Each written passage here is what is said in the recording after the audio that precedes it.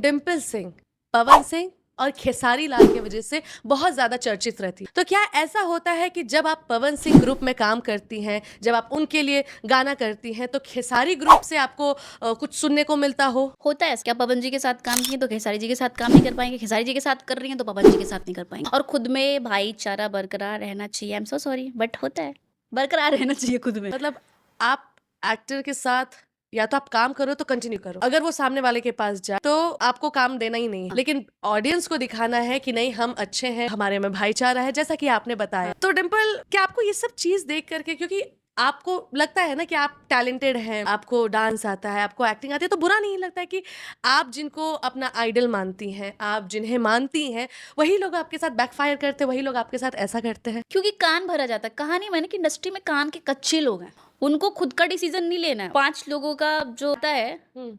बात, वो उस पे अटल रहना है कि नहीं इन लोगों ने बोल दिया तो इनका दिल नहीं दुखाना है।